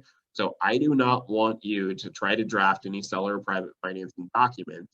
If you're going to do it, either we need to get attorneys involved or buyer and seller need to come to those terms by themselves, which is a terrible idea unless they've done it numerous times, and they have attorneys contracts that they've used in the past or something else, okay? So what 4.7.1 says, and this is all we have to fill out for seller or private financing, it says, if the buyer is going to pay all or any portion of the purchase price with seller financing, either the buyer or the seller, pick one, will deliver the proposed seller financing documents to the other party on or before however many days before the seller private financing deadline. That is the extent of what we need to know for a seller private finance deal, okay? So it's not something we need to be, scared of or anything like that. Just know that we just have to say, okay, who's going to have their attorney draft the documents, the buyer or the seller? In many cases, right, the buyer might say, hey, I'm willing to pay for it, but the seller might say, well, I want my attorney to draft them because I don't want your attorney, buyer, to take advantage of me, right, the seller, by making the terms favorable to you, the buyer. Okay, and so you might have a provision, that is a little bit different than the standard verbiage in the contract, where maybe, the seller will have their attorney draft those documents, but then you add a provision in additional provisions that says, the buyer will pay to have the seller's attorney draft those for a fee not to exceed, however many dollars, okay? And then, how long before that seller private financing deadline is whichever party who has the documents drafted going to deliver them to the other party. And so maybe like 5 days before, that way, you know, the other party has a chance to review those documents, have their attorney review the documents, make sure that they're all okay with that, right? That's the extent of what we need to know for seller private finance. Okay. Seller may terminate, buyer may terminate. Basically, all these provisions say is that, you know, the contract is conditional upon the buyer and seller mutually agreeing upon the terms, and the seller and the buyer have a right to terminate on or before their seller private financing deadline if it's not satisfactory to them in their sole subjective discretion. Okay, so these paragraphs are relatively similar. They both just state, a, you know, seller has a right to review, buyer has a right to review. Either party can terminate on or before that deadline if the terms are not satisfactory in their sole subjective discretion. Okay. Any questions on seller private financing? Jesse, Oh, go ahead. is there a deadline? I don't have it in front of me for the contract to buy and sell for this, or do you just put it in additional provisions, or do you put it under other for your dates and deadlines? I missed the first part of your question. Oh, sorry. Do you put, I don't have the contract in front of me, but is that already in the dates and deadlines? If you're doing financing, or is that, can you put it under other additional provisions? Yeah, so there is already there's already a deadline in the contract. So I know you can't see it, but just for everybody else, I'll just scroll up here to our dates and deadlines table. And then you'll see that there are deadlines here for existing loans, seller private financing, right? Loan transfer approval deadline. So all of those deadlines right here have to do with assuming the existing loan or doing seller private financing. Okay, so those deadlines are already written into our dates and deadlines table. It's just that all of the deals you've probably done up to this point, you've just put NA in that field, or you've left it blank or put deleted or whatever, right? Because it hasn't been applicable in your particular provision, in your particular situation. But yeah, those are standard deadlines in our contract. Okay. What is not standard is if you want to add a provision whereby the seller, right, has the seller's attorney draft those documents, but the buyer is going to pay for it. You may need to add a provision into additional provisions that just says, you know, buyer will pay for a seller's attorney to draft those documents for a fee not to exceed whatever the fee is. Okay. Okay, so Section 5 talks about financing new loan application. So if buyer is going to pay all or part of the purchase price by obtaining a loan, then the buyer has to make an application verifiable by the lender on or before the new loan application deadline. And then they have to exercise reasonable efforts to obtain that loan or approval. Now, what I will tell you is, you know, a lot of times when we're writing the contract, what you'll see is agents for that new loan application deadline up here in the dates and deadlines, they will put, for the new loan application deadline, they'll put complete. And while the buyer may have submitted a loan application with the lender to go through the pre-approval or pre-qual process, you can't have a truly completed loan application until you have a contract, okay? And so putting complete in here, in most cases, there's probably very little risk, but if you're up against a agent who knows what they're doing, who understands the financial side of things, right? By putting complete in here, you're kind of in default from the very beginning because you don't have a contract in place yet. And once the seller signs the contract, if it says complete and the buyer has not completed it because they don't have an executed contract that has been submitted to the lender, then you don't have a completed new loan application, right? And so sometimes what I'll put is in process, or, you know, maybe I'll pick a day that's 3 days out and I'll use a hard date, right? Like today's June 22nd. If You know, if today is our acceptance deadline and the offer gets accepted today, I might pick June 25th, which is Friday, as the deadline. Okay, because you can't have a completed loan application unless you have an executed contract that has been delivered to the lender. Okay. New loan review. So obviously, if the buyer is going to pay all or part of the purchase price with a new loan, the contract is conditional upon the buyer determining in their sole subjective discretion whether the new loan is satisfactory to them. And that includes the availability, payments, the interest rate, the terms, the conditions, and the cost. Okay. And so it doesn't mean that the lender has to reject the buyer's ability to get the loan. If interest rates go up, but let's say interest rates went from 3% to 3.5%, and the lender goes, well, buyer, you can still do it at 3.5%. Of course, it's going to cost more to do that, but you can still qualify at 3.5%. Well, the lender can, or the buyer can still terminate based on their new loan termination deadline, because the interest rate increased. It's no longer, suitable to them. It's going to cost them more, even though they qualify. It's more than they want to spend. Okay, so it doesn't have to be a flat out rejection of the loan in order to, use your new loan termination. Like I said, though, you can't just say, oh, hey, we had a low appraisal, but we missed our appraisal deadlines. Because we got a low appraisal, the lender's not willing to do it, and therefore we're going to use our new loan termination deadline. No, it doesn't work that way.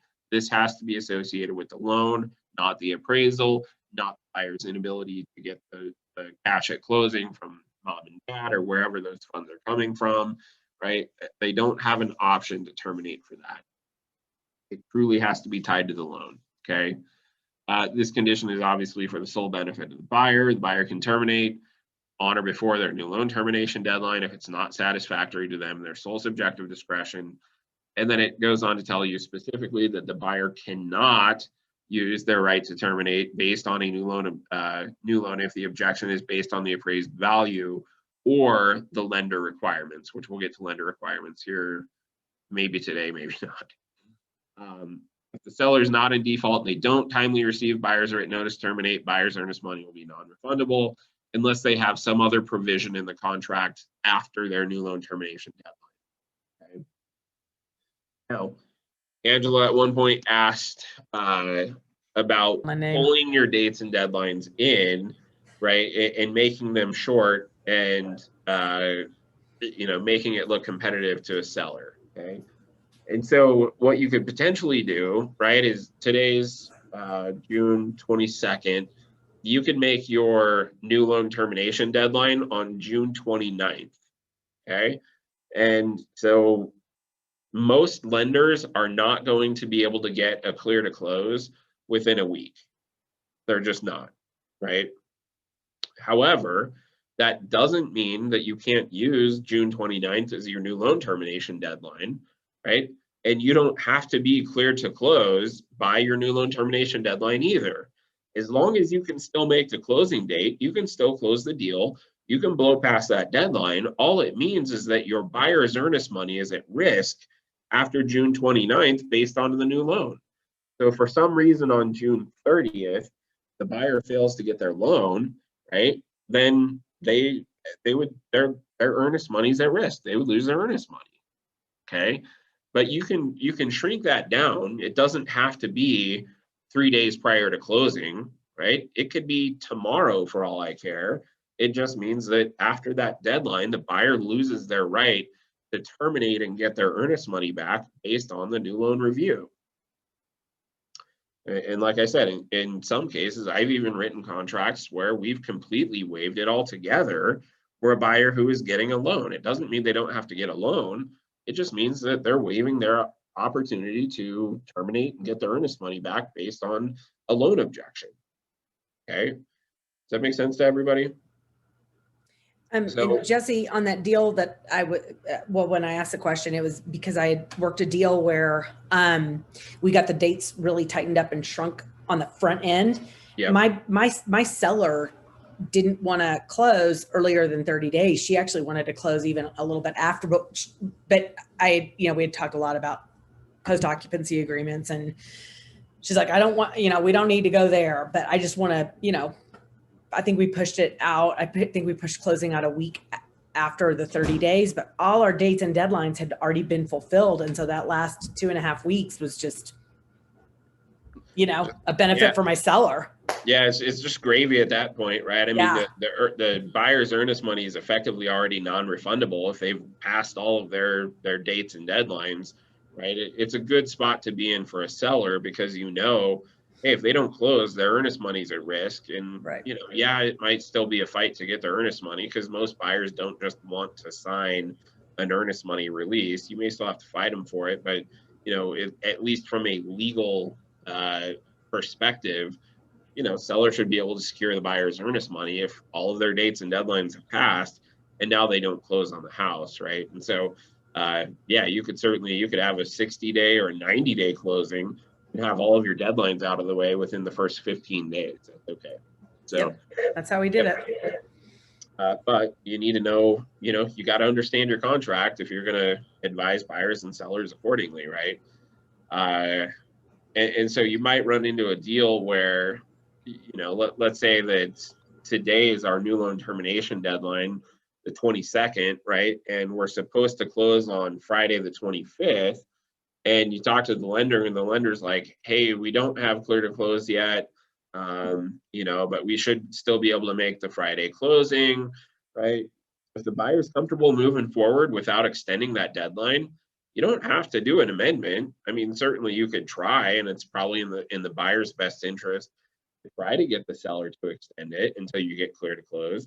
But if the seller says, hey, go pound sand, I'm not signing your extension, you either move forward and know that your earnest money is going to be at risk, or terminate so that I can get back on the market and go into contract with somebody else. Buyer can say, okay, if you're not going to sign it, I still want to move forward and let's get the deal closed on Friday, hopefully. That's okay. The contract doesn't die, right? The buyer just loses their opportunity to object based on the fact that they can't get the loan, okay? Credit information, existing loan review, right? These are all, associated with if the buyer is going to be taking over the existing loan on the property, they're going to be assuming the seller's loan, right?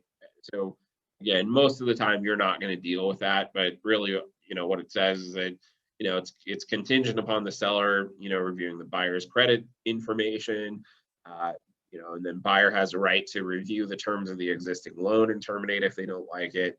Right? That's effectively what those contracts say. We're not going to go into depth there. Okay. All right. So appraisal provisions. We aren't going to make it all the way through this section probably, but we'll at least start on it. So what you have to be careful of is, so I've had some contracts that were written, right? And again, hot markets create mischief. And so if we scroll up here to our appraisal deadlines, right? What some people are doing is they're saying, hey, I'm going to have a date for the appraisal deadline. However, I'm not going to put a date in here for our appraisal objection or our appraisal resolution, okay? Now, conceptually, what are they trying to convey to you by doing that? If that's what the buyer and the buyer's broker are writing in their contract, they're writing an appraisal deadline, but they're saying we have no appraisal objection deadline and no appraisal resolution deadline. What do you think it is that they're trying to convey to you?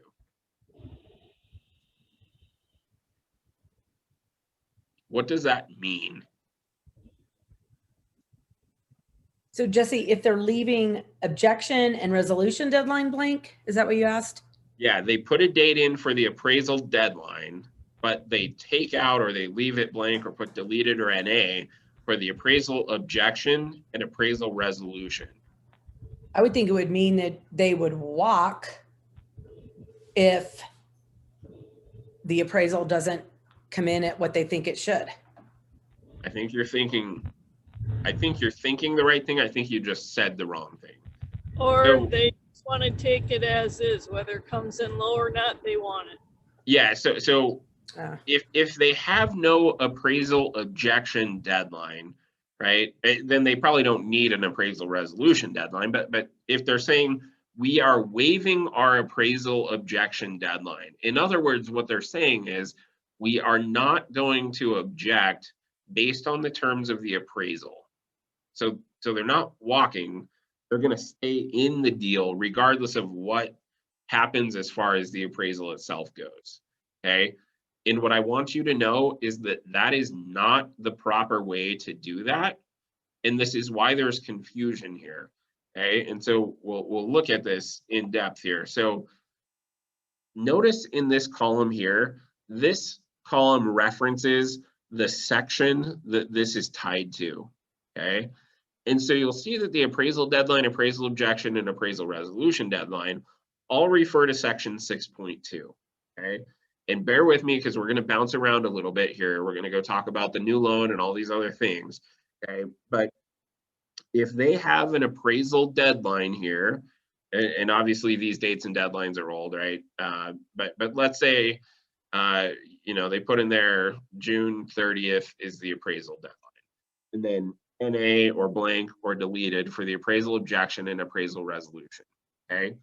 So they have an appraisal deadline and that's it. So let's go down to section 6.2 and see what 6.2 says, okay? So 6.1 just defines what an appraisal is. It's an opinion of value, yada, yada, yada, okay? 6.2 says the applicable appraisal provision set forth below applies to the respective loan type set forth in 4.5.3, okay?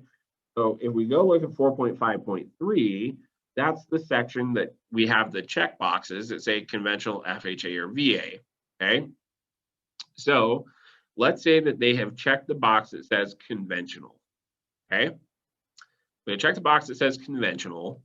So if we go back and we reread this, okay, it says the applicable appraisal provision set forth below applies to a conventional loan because that's the type that was checked in 4.5.3. Okay, if there's a cash transaction, typically there's not an appraisal. You can add an appraisal provision for cash transaction, but generally speaking, you're not going to. Okay, so what if 6.2 says that the applicable appraisal provision set forth below applies to a conventional loan because that's what's checked in 4.5.3, then we have to go down and we have to figure out, okay, conventional loan applies because this says that that provision applies because the conventional box is checked. So what 6.2.1 says is buyer has the right to obtain an appraisal, and if the appraised value is less than the purchase price, or if it's not received by the buyer by the appraisal deadline, the buyer on or before the objection deadline could do a notice to terminate, or they could do an appraisal objection. Either one of those are options. Well, that doesn't make sense because we don't have an appraisal deadline in the contract, but we're saying that this still applies. So does the buyer have the right to do an appraisal objection or a notice to terminate based on the way that they wrote the contract? Well, it doesn't make sense because in one sense, we're saying that conventional provision right here in 6.2.1 applies, but on the flip side, we're saying it has to be on or before a deadline, which doesn't exist in our contract, right? So which is it? Either it applies or it doesn't. If it does apply, then the buyer would have to object or terminate on or before the appraisal objection deadline, which doesn't exist in the contract. So we've created some contradictory information by writing it in a way that, we thought we understood what the parties meant, but now we've created some confusion because we've said that the conventional appraisal provision applies, but it references deadlines which don't exist in our contract. Okay. And so instead, if we have a buyer who says, hey, I want to purchase the house regardless, at any cost, regardless of a low appraisal. I don't care if the appraisal is $50,000 short. I don't care if it's $100,000 short. I don't care if it's $1 million short. I'm purchasing the property no matter what. But they have to get a loan. And let's say it's a conventional loan. How do we do that? and not create contradictory info in our contract. Just leave it blank. Yeah, you leave all of the appraisal deadlines blank, right? Again, it doesn't mean that the buyer doesn't have to get an appraisal. The buyer still probably has to get an appraisal because their lender is going to require it. But I'm waiving the appraisal provision completely because I'm saying those appraisal provisions don't apply. I don't have a contingency to terminate based on a low appraisal. I am moving forward regardless. Okay. And that's something just that a lot of brokers just don't understand because they don't go read the text of the contract. Okay? If you have an appraisal deadline in the contract, then what it says is 6.2 applies. And 6.2 says that if you have the conventional box checked, then 6.2.1 also applies because that's where we reference a conventional loan. But then it goes on to reference deadlines that don't exist. Okay? And so you've created confusion by trying to use your dates and deadlines in a manner which they were never intended to be used for. And so the way that we say, hey, we're willing to move forward at all costs, regardless of a low appraisal, is we just delete all of our appraisal deadlines. Okay. Now, with an FHA or a VA deal, it doesn't matter because remember we said that if an FHA box or a VA box is checked in 4.5.3, the appraisal deadlines don't apply anyway. And so if we read these clauses, they are fairly similar. They're a little bit different, but fairly similar. Effectively what they say is that the buyer is not going to be obligated to purchase the property, or they cannot incur any penalty by forfeiture of earnest money deposits or otherwise, unless the buyer has been given, in accordance with FHA or VA requirements, a written statement issued by the Federal Housing Commissioner, Department of Veterans Affairs, or whatever, setting forth the appraised value of the property, not less than whatever the value is that you put in here. Okay. Most of the time, we're going to put purchase price in here. Okay. And that being said, what buyers are, or what sellers are, and smart agents, right, or agents who think they're smart, what they'll do, let's use $400,000 as our purchase price, okay? And let's say that the buyer says, hey, tell you what, I'm getting an FHA loan, and if the appraisal comes in short, I will pay $10,000 over whatever it is, not to exceed the contract purchase price of $400,000, right? And so if the appraisal were to come in at $390 and the purchase price was $400, the buyer effectively is going to pay $400,000, right? If the appraisal came in at $395 and your contract price was $400,000, the buyer said they'd pay up to $10,000 over, they're still at $400,000, right? Because the difference was $5,000. Okay. So understanding the appraisal gap clause is the first piece. And if you understand that, then what some brokers were doing is they were saying, okay, well then instead of putting the purchase price in here, I'll put $390,000 in here, because then the way that this clause reads is it says that the buyer can't terminate the contract, right? They would have a right to get their earnest money back if they don't have an appraisal stating that the value of the property is not less than $390,000. Okay. And so then the appraisal comes in at $395, right?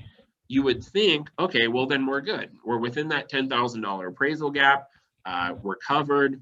Buyer has no right to terminate because this clause in our contract says that they, as long as they have an appraisal at $390 or better, then they're obligated to purchase the property. Now their earnest money is at risk, right? They're going to forfeit their earnest money if they don't move forward. The problem with that is that the lender, and it's not just the lenders, it's FHA. At some point, FHA is going to require you to sign a revised amendatory clause. This is the amendatory clause. They call it the amendatory and escape clause. So they will require you to sign a new revised amendatory clause with the actual contract purchase price in there of $400,000. Okay. And when you sign that clause at $400,000, what have you just done?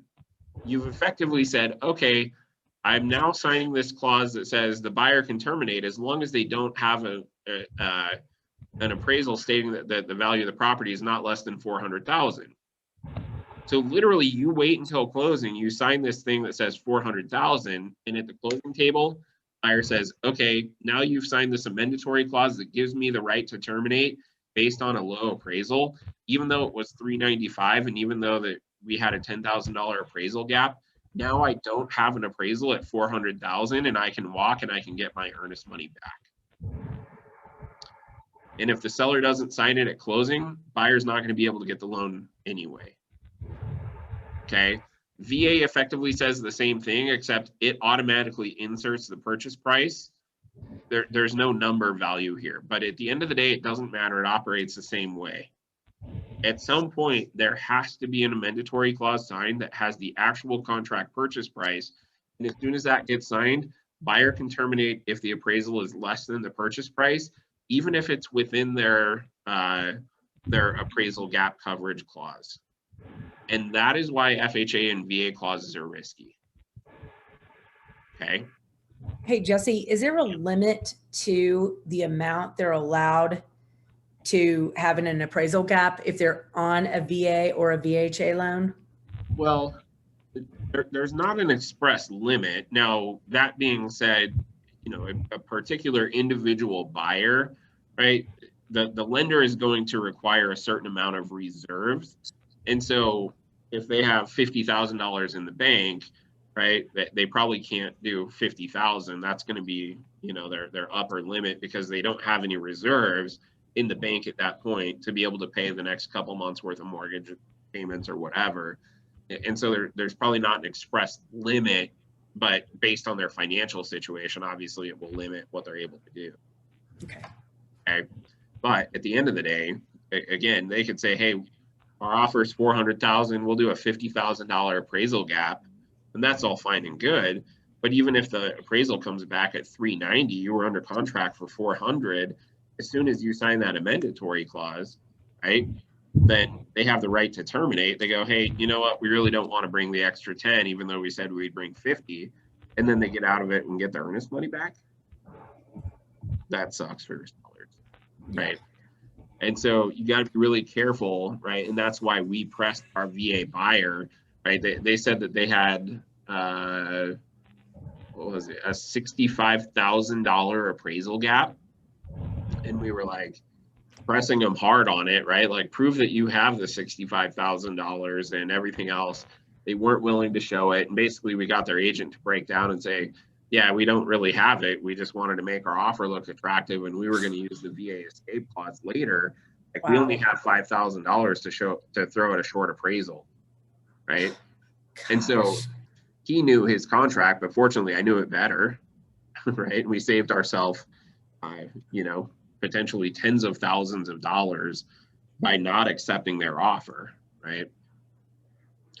So just be careful, advise your client. Like I said, FHA and VA is not a bad thing by any means. I've closed hundreds of FHA and VA deals, and that's fine. It's just you have to understand the appraisal risk associated with FHA and VA, okay? All right, let's talk about one of my least favorite sections in our contract, and that's the lender property requirements. So again, if we scroll back up to our dates and deadlines, right? And we look at these appraisal deadlines, what section do the appraisal deadlines reference? Section 6.2, specifically section 6.2, okay?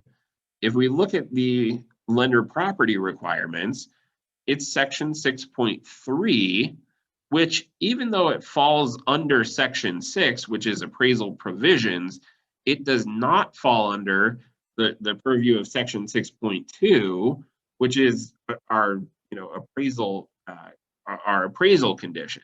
So in other words, it is separate from our appraisal deadlines.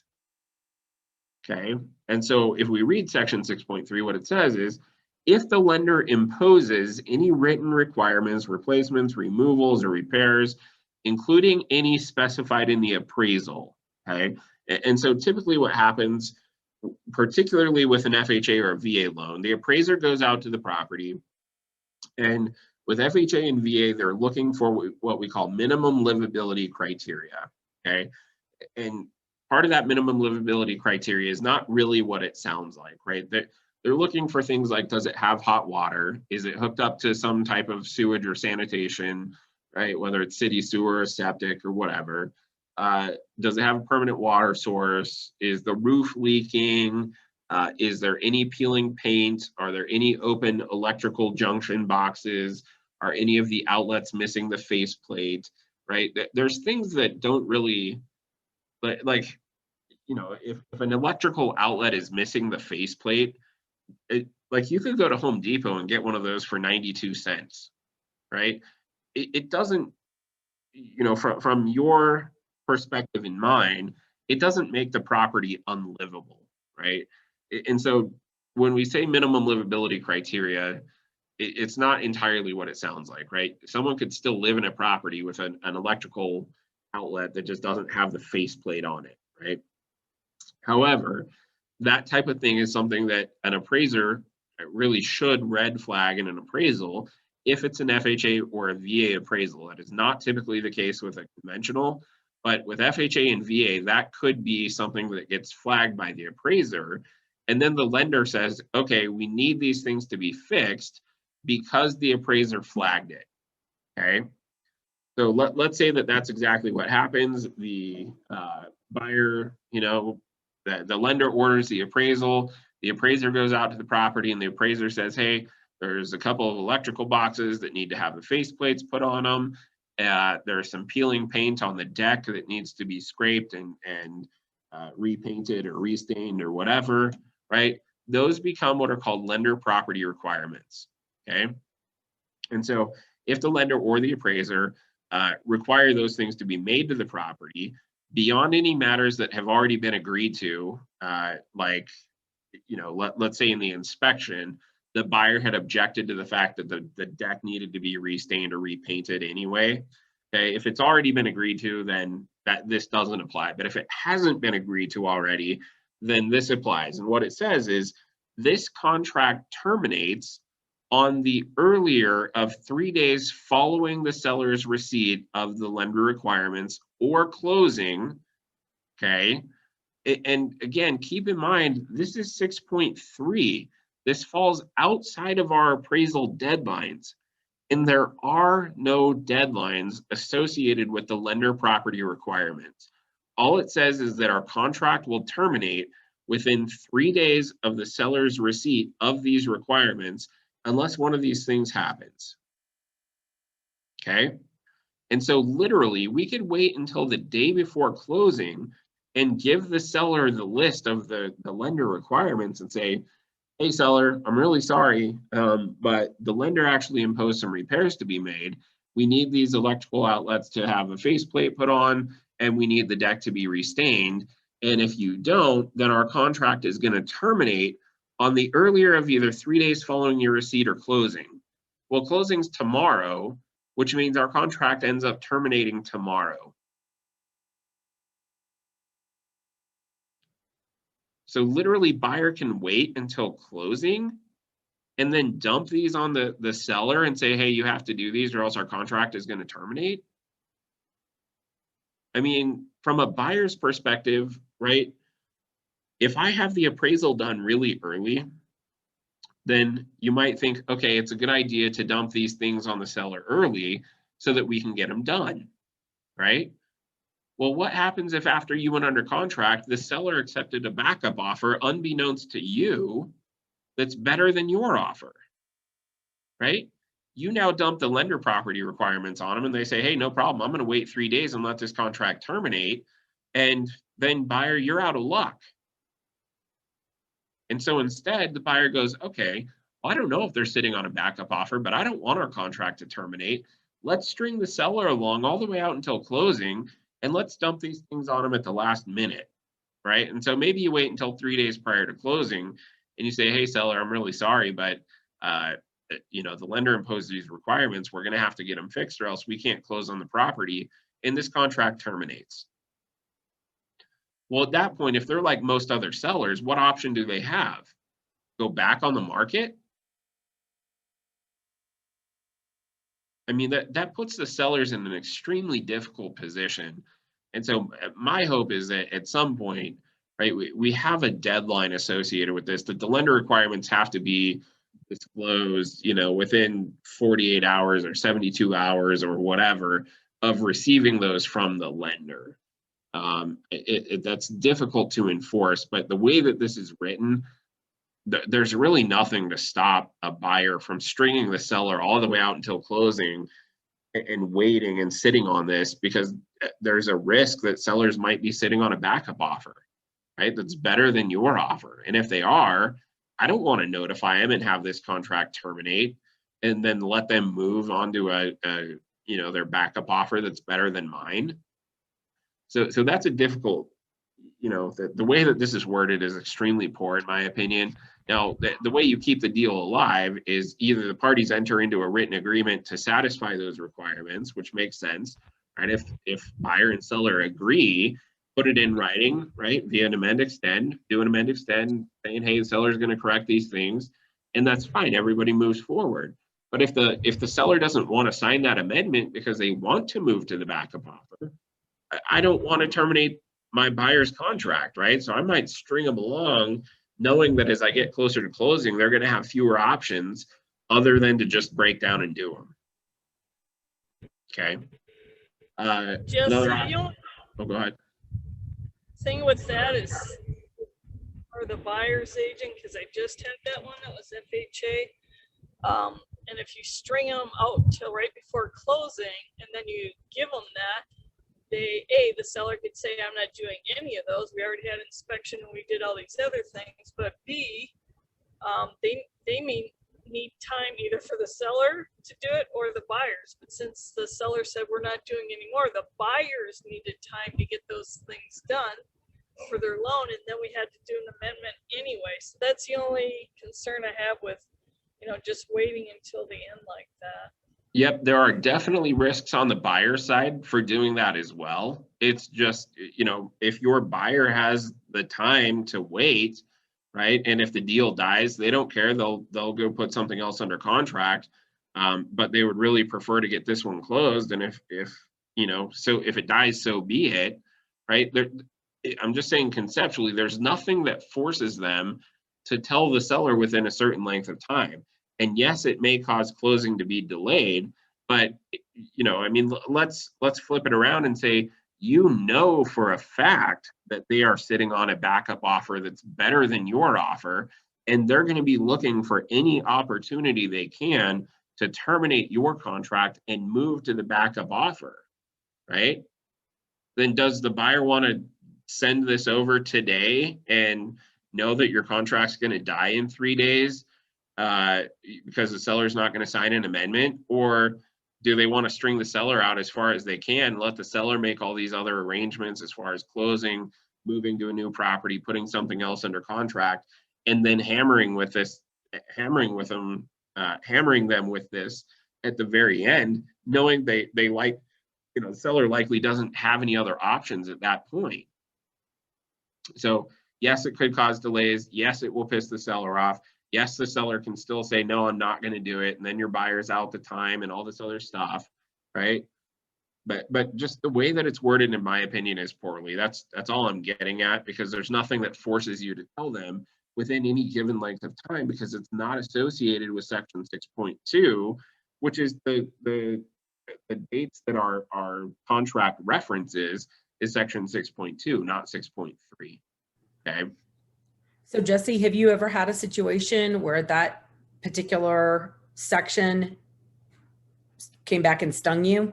Yep. So we had one where it was a manufactured home and it was attached to the foundation, right? But one of the lender requirements were that they had to get an engineer's certificate, and they were like, 5 days away from closing. And they had known all along that they were supposed to get this, and they waited until 5 days prior to closing to drop it on us. And so, it's like, what do we do at that point? Break down and get someone to do it, or terminate and go back on the market, right? And the seller was like, well, we don't have an option to go back on the market. We can't wait another 30, 45 days at this point to get it done. The seller just had to break down and do it. Right? So that got a little sticky. We ended up charging the buyer for the cost of the letter, and they were willing to do that, right? But it was a mess. So it's not good. But the way that we can prevent it, if all parties are willing, is to do an amend extend where the seller agrees to, or the buyer could agree to do it. Now the buyer can't just unilaterally agree to trespass on the seller's property and do it, right? Because if I'm the seller and I'm sitting on a backup offer that's $20,000 better than yours, then no, I'm not going to give you permission to come onto my property and fix what needs to be fixed, right? And even if I'm not sitting on a backup offer, there might be some liability with having you fix those things. What happens if you stick your finger in the electrical socket and you die? Like now your family sues me because I let you into my house to do some electrical work that you really had no business doing. So, be careful about that. Two, if the lender requirements have already been completed. So sometimes the, seller gets the inspection report and they just take their own initiative to start correcting things for the buyer. So if they've already corrected that, then that doesn't apply. Or if the satisfaction of the lender requirements is waived in writing by the buyer, well, in most cases, the lender is not going to allow the buyer to just say, oh yeah, the appraiser flagged these things and that's okay. I still want the property. I don't care if those are done. The lender is going to say, well, I don't care if you don't care. I care. And it's not, we're not going to lend you the money unless those things get taken care of. Okay. So I hate this clause, at least the way that it's worded. I think it could be better for sure, but it is what it is. That's what we're stuck with. So we'll cut it off there today. You know what? Here, we're going to finish section 6.4. Section 6.4 is just we check a box that who's going to pay, the buyer or the seller, for the cost of the appraisal, right? And typically it's going to be the buyer. I think I've done one deal in 13 years where we were able to get the seller to pay for it. And that was during a very down market back in 2008, 2009, 2010. All right, any questions on any of the stuff we talked about today? Questions on anything else? Okay, that's all I got. Like I said, for the Northern Colorado folks, we have the market analysis class on Friday, 10 to 12:30. It's at the Fort Collins office. I promise you it will be an eye-opener for you. It will be worth your time. So make it if you can. It is not going to be Zoom. It's not going to be recorded, just in person. And then we'll figure something out for Castle Rock. So if you guys have any questions, let me know. Otherwise, we'll see you guys next week. Thanks, Thanks, Jesse. You bet. See you guys. Bye.